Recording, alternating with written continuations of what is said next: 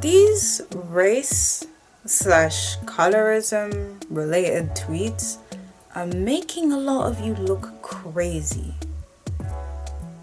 Especially when you're arguing with troll accounts who don't have any of their personal information online, and you have all of yours. Like, you have your name as your username, it's a real picture of you, you have information about your life up there. It's making you look mental. Now, I'm not here to do semantics or debate the ins and outs of colorism or racism and why they are wrong. It's quite obvious that they are. All I do on this channel is actually say, well, what is helpful for people's like internal growth as a person, and sometimes externally, as a person who's grown a lot internally. You get what I mean? Like, I used to be a certified crash out, but that's not the point of this video. So I wanted to focus on colorism just because it's a topic that, well, lots of light-skinned people shy away from. Once every few days to a couple of weeks, you know, you'll see people bringing up colorism as a topic, normally as an excuse for why someone who's lighter complected is succeeding, and why people who are darker are not succeeding. And I've been thinking about these tweets and thinking about the dark-skinned women that I know in real life, like, you know, friends and family members and that, and I realized that the women I know in real life don't actually seem to be having these issues. Or if they are, and they're just not telling me, which, no. But yeah, they're not having it to the same degree that the women who are online seem to be having it to. I say this without being kind of mean. Okay, a lot of the darker skinned women I know in real life are pretty, slim, or slim thick, and, you know, they have like no trouble attracting men who are dark skinned, who are good looking, and have well-paying jobs, and getting the careers that they want, and living the lives that they want. So they don't seem to be having like so much trouble getting into clubs, etc. Like all this stuff that you hear these girls talk about online. And it got me thinking, are some of you sure that it's colorism that's actually holding you back? Because I'm not all that convinced. Hear me out. I got a fair bit to say.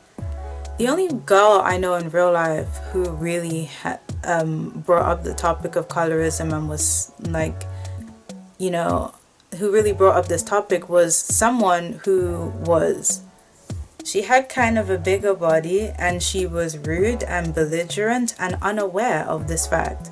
She was unaware of the fact that she was making people scared of her with the way she was acting. And we both had a mutual friend who is also of a similar complexion. This girl is slim, pretty, calm, and is the kind of person who, number one, everyone is friends with, and number two, everyone would want to be friends with. So it got me thinking. Now this is just now, I didn't even realize this back then. That's cool, but see how these two people are, although they're friends, they're very different. And I noticed when the first one would be talking about this stuff, the second one is quiet. And mind you, that friend, again, she had the handsome, dark-skinned, tall boyfriend. Yeah, and she was getting into like the things, the activities that she wanted to get into.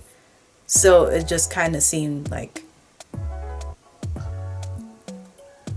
you know, this is only affecting a certain type of dark-skinned babe to a great degree. Because of course, again, it's not your skin tone, then it's not your experience. But I'm just saying what I observed. That's what I've always done. I realized, like, yeah, I think some of these things that people are blaming on colorism are actually personality deficits. Because this girl was always getting into trouble for her own wrongdoings. She once said that I thought that I was better than her, right? Because I'm light-skinned. When we were talking about plane tickets, ironically, the day before, I had heard from my brother, who is very into planes, that the furthest back you can book a plane ticket is like 364 days before. I think they changed it now, but this was back then. I don't know. But so obviously when she tried to say that she booked her plane tickets 2 years in advance, I blurted it out. What you see is petty stuff like that she's tried to attribute it to. And it's like, it was weird. You know, like, I may cut all that out and just say, you know, that kind of person, you ever have this kind of person who they're a bit bigger than you and they seem to be looking for ways to try and upset you so they could beat you up? That kind of person. She never succeeded because I'm not an idiot. Don't get me wrong, colorism is bad, but if you want the sympathy of others for your plight, whatever plight that may be, you can't go around insulting people because of what someone else did to you. Because think about it, what self-respecting person is now actually going to care about what you have to say after you've just insulted them? Like, you're doing transferred aggression because of what someone else said to you. It's like, listen, that has nothing to do with me, who doesn't have any negative opinions on darker skin tones. You want to do an eye for an eye, don't be surprised when the whole world is blind to your cause. Like, I see a lot of people who, they write tweets like, hold on, how come nobody cares? How come nobody cares? Yeah? But it's like, yeah, because there's too many people doing that. First, I mean, systemic issues are hard to get rid of and stop anyway. But 2, if you have people who are going out of their way to make fun of others who have never said a word to them, drag it into situations that it just doesn't belong in. Like, if we're talking about ice cream flavors, there's no reason why you should be bringing up color or race in general. How are people going to, like, really sit and ask yourself, how are people going to feel sorry? How are we going to really want to work to change? Because for every systemic change that has to happen, people have to want to change it. People gotta want to help. And if you're cussing people needlessly because of what someone else said, they're not gonna want to help you. Like, for so many years, light-skinned people, we actually all just kind of sat back and just, like, we were taking insults and being fed the idea that, oh, you know, since you guys don't get made fun of as much outside, that you should all just accept it. And it's like, no.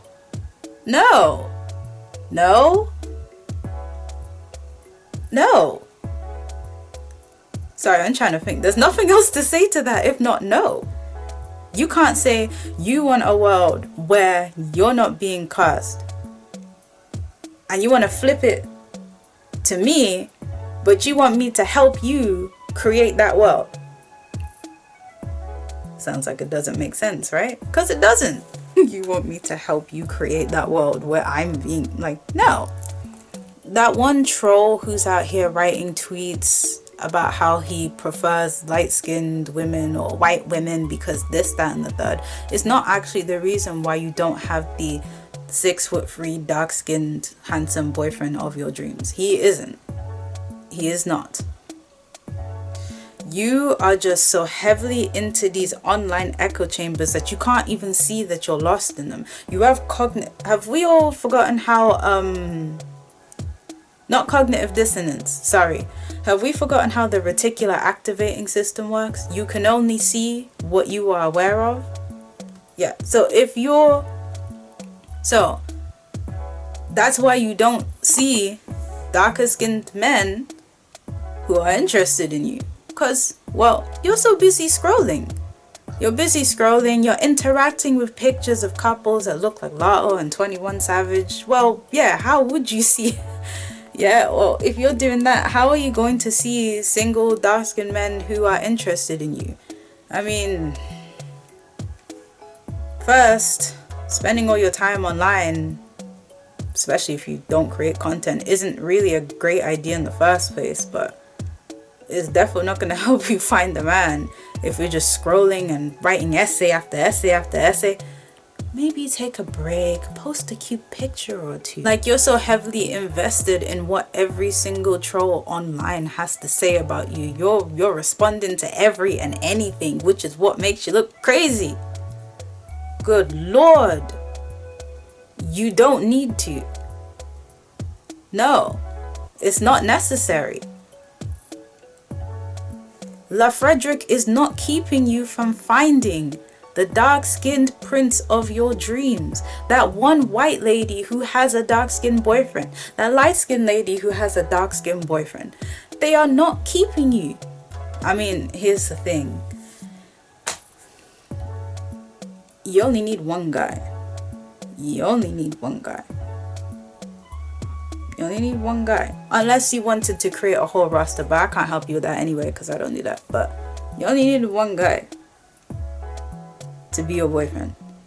So just because you see a bunch of guys who aren't, doesn't mean you can't find one who will be. You have to be positive in this world or you will suffer. Nah, that's just it. For any topic really. Yeah. But back to what I was saying about the internet. The internet is an echo chamber. Whatever you are looking for is whatever you will see. Yeah, the algorithm will show you more of what you click on, not more of what you want to see but never click on.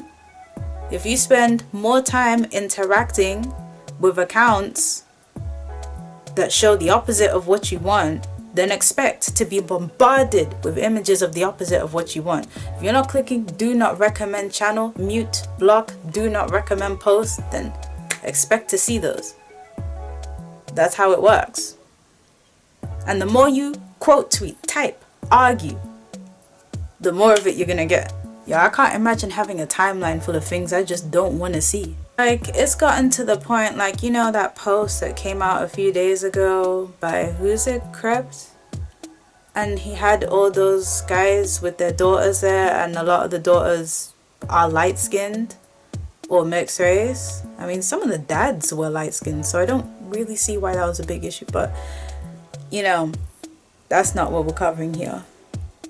Like, you have people, some people, not everyone, but you have people, darker complected people in the replies making fun of these babies.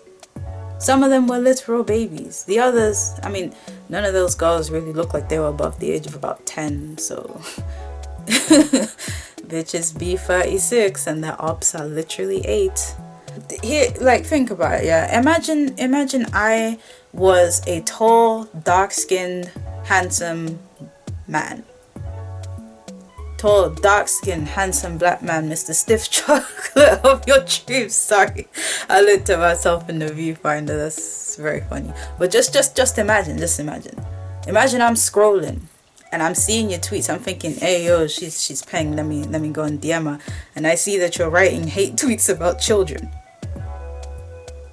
because of light skin versus dark skin. Yo, I am not clicking your account. No way. Every other tweet, I scroll down, every other tweet is colorism, discourse, or you're in some kind of drama. Yeah, I wouldn't DM you either. I would not. Oh my god, no. I noticed that a lot of the people who are so heavy on this topic, like especially the ones who are from the UK, they seem to always be in some kind of drama, some kind of turmoil. There's always something going on in their social lives. But then again, SJWs in general are never really happy people who are living fulfilled lives. There's always something happening to them. I don't want to get all spiritual with like, you know, the energy that you put. But I think it's that same thing of the reticular activating system. I mean, whatever you believe is what you receive. Do you get it? Like, if you believe people are going to treat you badly because of your complexion, then they will. You know, the thing is, I know it may not mean much coming from someone who Yeah, it may not mean much coming from someone who is so fair, but I understand the experience of actually blaming things on your skin tone because you're insecure about your skin tone because somebody said something mean. When you were fragile, at a young age, somebody said something, or a few people said something in some people's cases. A few too many people in a short span of time when you were very vulnerable said something and it stuck with you. So now whenever you enter a negative circumstance, you immediately project the idea that this person said this because of your skin tone. They said this because of your race. When in actuality, your conclusion is circumstantial. You can't prove this is true. Yeah? Like, we're not talking about situations where people have just directly insulted your skin tone. We're talking about things where people have just, like, you know, you're having an argument with someone or somebody brushes past you. You're assuming that, oh, it's because I'm dark. Oh, yeah, nah. Colorism. It's always us. When, like, hey, yo, sometimes people brush past me too. It's just when that happens, I just conclude that, you know, it's just because they really want to touch me. And after scrolling through Reddit a little bit, I found out that is true. Like, if men, like, go too close to you in proximity, they literally just, they can't believe you're real. They just want to touch you. Which is, I don't know, weird depending on the guy, but that's for another day.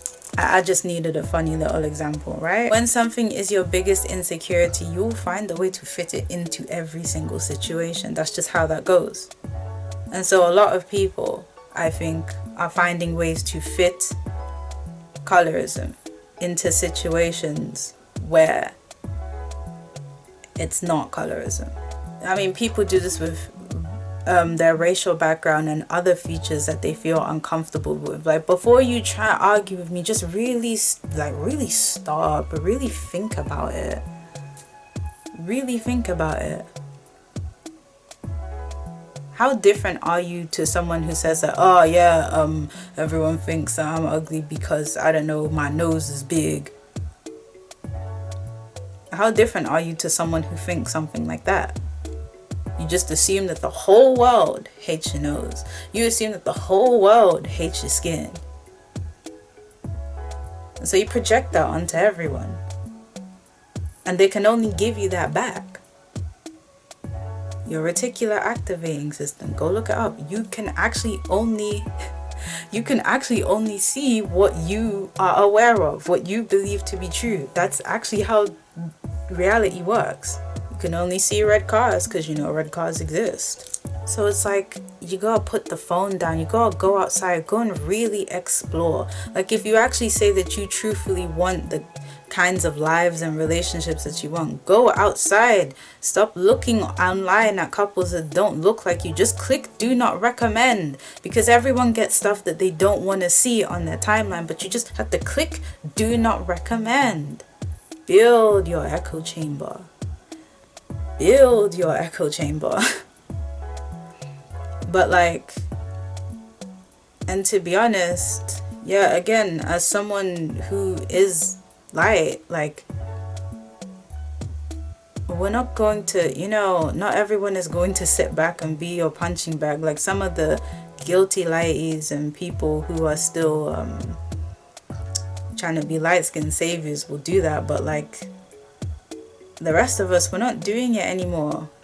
We did it for so many years, and I don't want to, like, I'm not going to sit there and be the butt of somebody's joke, especially when it's not like it's what I deserve for making a joke about that person. I mean, if you make a joke about someone's skin tone and they make a joke about yours, of course, you gotta hold that.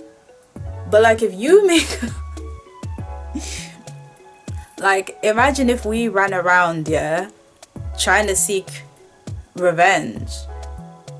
Now, you know, let me leave that topic out, because someone's going to bring out the fact that, oh, somebody said something to them when they were, somebody who was light said something to them when they were small. And it's like, but that wasn't me. That's the point.